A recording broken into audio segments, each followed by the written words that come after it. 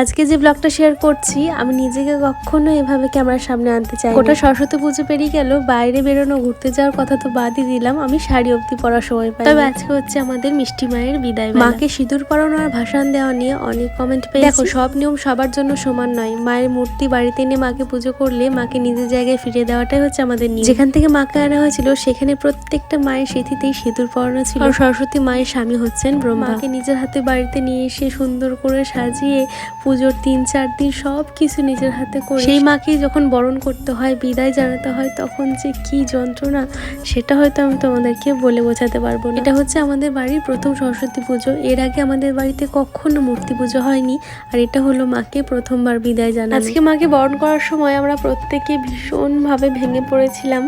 জানি না এগুলো কার কাছে কতটা কি সত্যি বা মিথ্যে মনে হবে। জীবনের এই পর্যায়ে এসে আমি প্রথমবার এরকম কষ্টের সম্মুখীন হলাম। মিষ্টি মায়ের সেই গাল ভরা হাসি যেন কোথায় চলে গেছে, মায়ের চোখ থেকে জল পড়লেই হয়।